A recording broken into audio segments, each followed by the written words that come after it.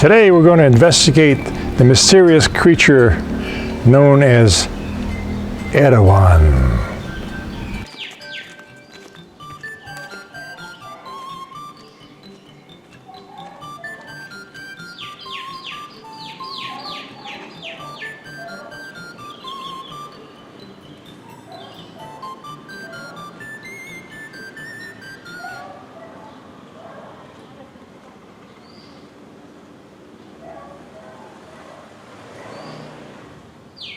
This is the Erawan Shrine in Bangkok.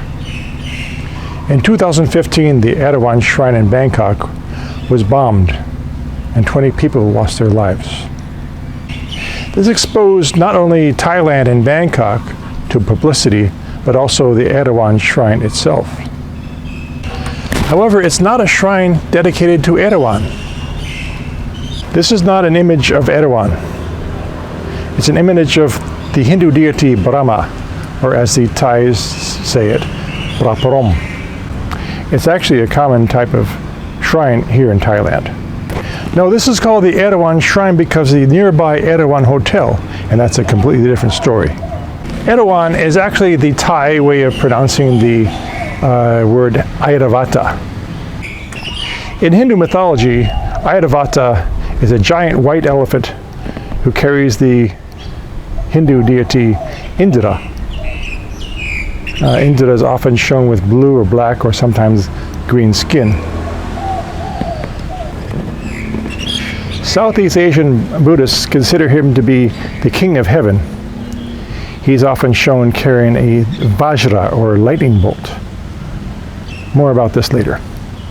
So the creature Erawan is depicted as a huge white elephant with either 3 or sometimes 33 heads. They're shown with as many as 5 trunks or 4, 7, even 10 tusks apiece. Erawan became the symbol of Bangkok by association with Indra during the foundation of Bangkok during the Ratchakosin Kingdom in 1782. So most of these mythical creatures have some sort of symbolic, esoteric meaning embodied in their form. And for the life of me, I've been trying to find out what I can about Erawan, whether there's some sort of symbol that it represents. And here's all I've been able to find. The key is Indra. Indra, wielding the thunderbolt, is considered the king of heaven and the thunder god.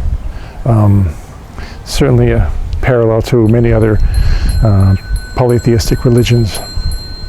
And so he's seated on the big billowing white animal, symbolic of rain clouds. And in a culture dependent on rain for their rice harvests and whatnot, the arrival of the white rain cloud is a provider of life. That's as far as I can get with the esoteric symbology of Erawan. If I find something else, I'll let you know. So if we can delve into a little cryptozoology, we can certainly understand that during the arrival of humans, Homo sapiens, into South Asia, elephants were everywhere. They still are. They're part of the culture of all these countries along here. But before that, there were many relatives of the elephants, different species, different genuses, different families. Some of them we know about, like the mammoth, very familiar animal.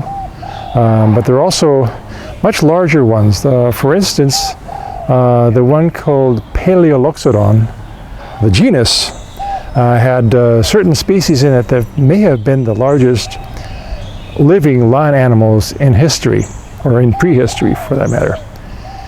Which brings up an interesting point that it may have been extinct right about the time that the arrival of humans into South Asia.